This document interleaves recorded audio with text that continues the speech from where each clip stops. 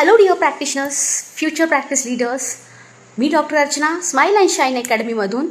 आणि आज माझ्या ओपीडीमध्ये असा एक इन्सिडन्ट झाला आहे की मला वाटलं की आधी हा तुमच्यासोबत शेअर करावा. तर तुम्हाला असं कधी वाटलं आहे का, हॅव यू एव्हर फेल्ट की today's patients are changing faster than what they use to बी.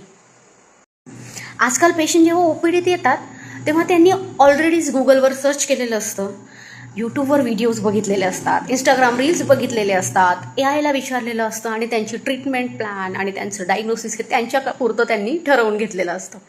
आणि जेव्हा ते आपल्याला हे सर्व सांगतात तेव्हा आपल्याला असा प्रश्न पडतो की मला यांना ट्रीटमेंट आणि डायग्नोसिस ते समजवायचं आहे की ह्यांना ह्या ओव्हरलोडेड इन्फॉर्मेशनमधून बाहेर काढायचं आहे. What is my exact role now as a doctor. चला मग त्या इन्सिडन्सकडे वळूयात. तर आज एक पेशंट कन्सल्टेशनसाठी आले आणि ही वॉज लाईक की मला हे झालेलं आहे आणि माझा ट्रीटमेंट, मला हीच ट्रीटमेंट करून हवी आहे. आणि त्यावेळेस माझ्याकडे 2 ऑप्शन होते. पहिलं म्हणजे हॅलो, मी डॉक्टर आहे आणि मी ठरवणार काय आणि कसं करायचं ते.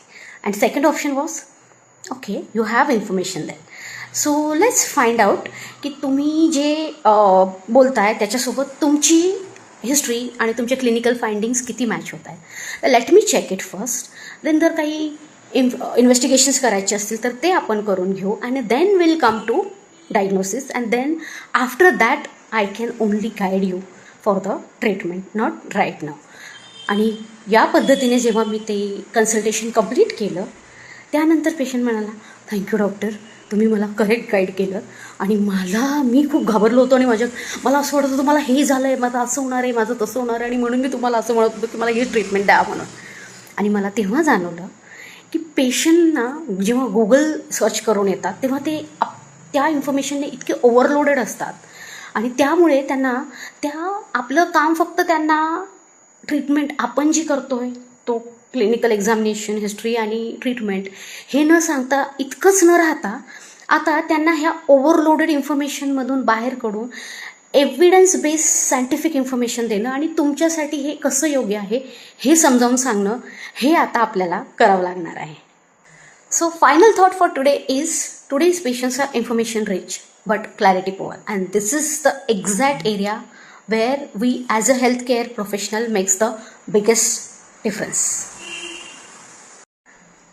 तर याच्यातून लर्निंग अशी आहे, first listen and then diagnose. पेशंटचं आधी कंप्लीट ऐकून घ्या आणि मग डायग्नोसिसकडे वळा.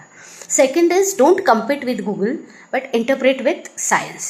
म्हणजेच इन्फॉर्मेशन तर सगळ्यांकडेच असते पण करेक्ट इन्फॉर्मेशन आणि ती सायंटिफिकली कशी इंटरप्रेट करायची हे फक्त आपल्या क्लिनिशियन्सना किंवा प्रॅक्टिशनर्सना माहिती असतं. Third is build trust. Trust जर बिल्ड झाला तरच ट्रीटमेंट ॲक्सेप्टन्स हा वाढणार आहे. So now it's your turn. You have to tell me की अशी गुगल इन्फॉर्म पेशंट्स जेव्हा तुम्ही ट्रीट करता तर what is your biggest challenge? False or wrong information, unrealistic expectation, communication or anything else? Comment below, comment in the comment section and let me know.